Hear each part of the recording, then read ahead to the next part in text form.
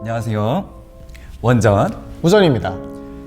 네, 2022년 새해가 밝았습니다. 분당 침례교회 성도님들 모두 새해 복 많이 받으시길 바랍니다.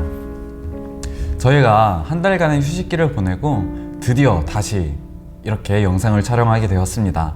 다시금 새롭게 소개해드리는 책은 예수는 역사다 라는 영화로 우리에게 잘 알려진 리 스트로벨의 하나님의 파격적인 주장이라는 책입니다. 본격적인 리뷰에 앞서서 어떤 이유로 이 책을 선정했는지, 저자는 어떤 분이시며 이 책은 어떤 구성으로 이루어져 있고 그 중심 내용은 무엇인지 함께 살펴보도록 하겠습니다. 그리고 책을 읽은 저희에게 가장 인상이 깊고 도전이 되었던 주장 한 가지 정도를 나누며 어떻게 삶의 적용으로 이어나갈 수 있을지도 함께 살펴보도록 하겠습니다. 저희가 이번에 리 스트로벨 목사님의 하나님의 파격적인 주장이라는 책을 선정했습니다. 어디서 굉장히 많이 들어본 책 제목이시죠? 목사님께서 설교하실 때 굉장히 언급을 자주 하시는 책 중 하나인데, 이 책을 리뷰하면서 성도님들과 함께 살펴본다면 굉장히 유익할 것이라는 생각에 선정하게 되었습니다. 이 책은 불신자뿐만 아니라 믿는 자들이 부딪히는 도덕적 문제에 대한 실제적이고도 일상적인 도움을 줄 수 있는 책인 것 같습니다. 우리가 함께 이 책을 리뷰하고 읽어 나간다면 우리 삶 가운데 있는 여러 문제들에 있어서 하나님께서는 어떻게 말씀하시고 일하시는지 새롭게 볼 수 있을 것입니다. 그러면 이 책의 저자인 리 스트로벨 목사님에 대해서 짧게 소개를 해드리도록 하겠습니다. 이 리 스트로벨 목사님은 복음주의를 대표하는 기독교 변증가이자 베스트셀러 작가이십니다. 이 리 스트로벨 목사님은 예수님을 만나기 전에는 철저한 무신론자였는데요. 스트로벨 목사님은 원래 14년간 언론계에 몸담은 노련한 저널리스트였다고 합니다. 당시 공익언론 분야에서 UPI 통신사로부터 일리노이주 최고상을 받았었다고 합니다. 이런 리 스트로벨 목사님이 예수님을 만나기 전에는 교회에 대한 적대감으로 가득 차 있었는데, 아내를 따라 윌로우 크릭이라는 교회에 출석을 하면서 예수님에 대해 관심을 갖기 시작했고, 그 이후 2년간 치밀하게 예수님에 대해서 조사를 한 후에 1982년 비로소 자신의 구주로 영접하게 됩니다. 이후 신학을 공부해 목회자의 길을 걷게 되었으며 1987년부터 윌로우 크릭 교회 스태프를 거쳐 교육 목사가 되었고 2000년부터는 세들백 교회에서 사역을 하시게 됩니다. 기독교 변증에 대한 광범위한 연구를 인정받아 2007년에 서던 복음주의 신학교에서 명예 목회학 박사 학위를 받았습니다.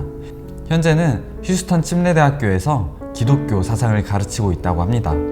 리 스트로벨 목사님은 탁월한 분석력과 통찰력, 취재력, 필력을 바탕으로 회심 이후에도 계속해서 왕성하게 집필을 하고 계시는데요. 수많은 베스트셀러를 쓰는 문서 사역자로도 활약을 하고 계십니다. 네, 다음으로는 책 구성과 중심 내용에 대해서 살펴보도록 하겠습니다. 하나님의 파격적인 주장은 저자가 말하고자 하는 중심 내용을 향해 점진적으로 나아가는 구성을 가지고 있지 않습니다.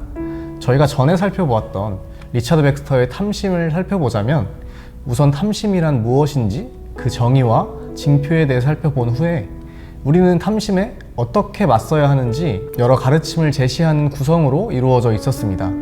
그에 반해 하나님의 파격적인 주장은 책 제목에 잘 드러나 있듯 하나님께서 성경을 통해 우리 삶 속에서 어떤 일을 하기 원하시는지에 대한 파격적인 주장들을 개별적으로 다루고 있습니다.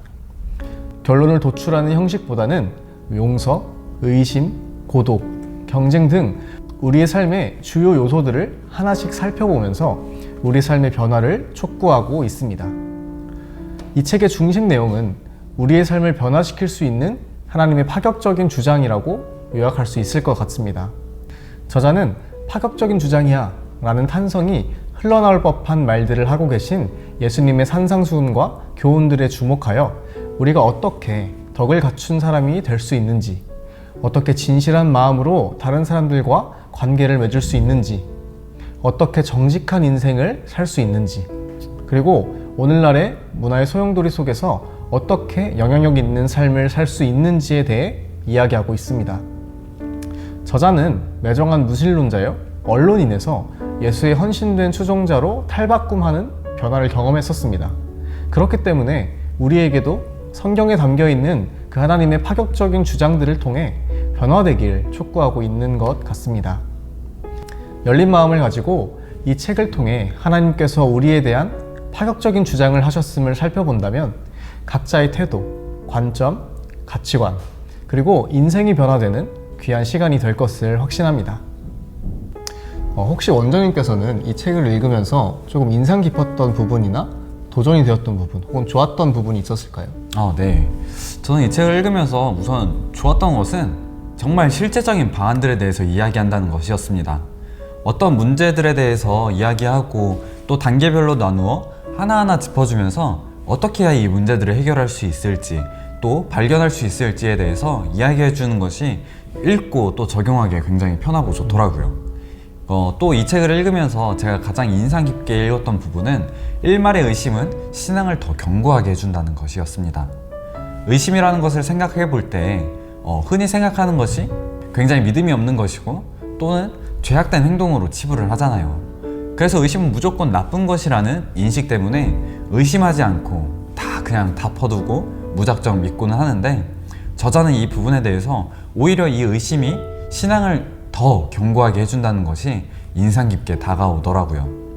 뭔가 의심하는 것이 잘못된 것이고 또 의심이 생기면 그 문제를 덮어두고 무작정 믿으려고 했던 저희에게 꼭 필요한 부분이 아니었나 싶습니다.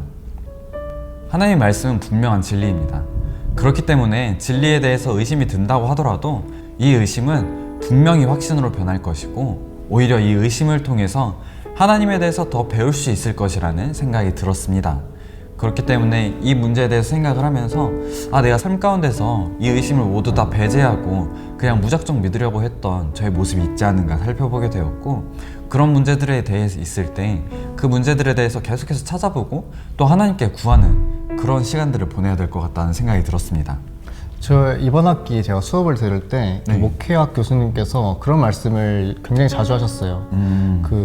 의심해라 라고 항상 말씀하셨는데, 왜냐하면 너희가 아무리 의심한다 하더라도 하나님이 진리라는 사실은 변하지 않기 때문에 마음껏 의심하라고 항상 말씀하셨는데, 원장님께서 말씀하신 것처럼 그 의심이 확신으로 변하고 하나님을 더욱더 알아가는 그런 기회가 되지 않을까 싶습니다. 맞습니다. 저는 이 책을 읽으면서 즉흥적인 친절만으로 충분하지 않다라는 챕터를 가장 인상 깊게 보았습니다. 전 사실 타인에게 따뜻하고 사랑이 많은 사람으로 내비쳐지고 싶어하는 욕구가 있습니다. 새로운 발견이네요. 네, 그래서 탐심을 살펴보았을 때도 내가 사랑하는 사람들을 챙겨주는 모습이 천국 상급보다 세상의 상급을 제공하는 데 더 주의를 기울였다면 그것은 탐심이다 라고 한 부분에 대해서 참 인상 깊게 다가왔던 기억이 있습니다. 그래서 그런지 이번에도 이 친절에 대해서 이야기하는 부분에 제 시선이 향한 것 같습니다. 저자는 이 챕터에서 황금률에 대해서 말하고 있습니다. 그러므로 무엇이든지 남에게 대접을 받고자 하는 대로 너희도 남을 대접하라. 이것이 율법이요 선지자니라 라고 말씀하신 예수님의 황금률에 대해서 이야기하고 있는데, 세상에서는 이 예수님의 말씀을 다소 변형되어 생각하고 적용한다고 합니다. 남이 당신에게 행하기 전에 먼저 남에게 그렇게 하라. 예수님의 말씀과 분명한 차이를 가지고 있는 점은 부정적인 형태로 이것이 표현된다는 것인데, 남이 네가 싫어하는 것을 당신에게 행하기 전에 먼저 남에게도 하지 말라 라고 세상은 다소 부정적인 성향을 가지고 이야기하고 있습니다. 이것은 누군가를 위하는 것이기보다 자기 이익을 보호하려는 시도밖에 되지 않는다고 저자는 말합니다. 하지만 예수님의 말씀은 대가를 바라지 말고 오히려 남이 은혜를 갚든지 말든지 상관없이 남을 돌보라고 말씀하신 것이었죠.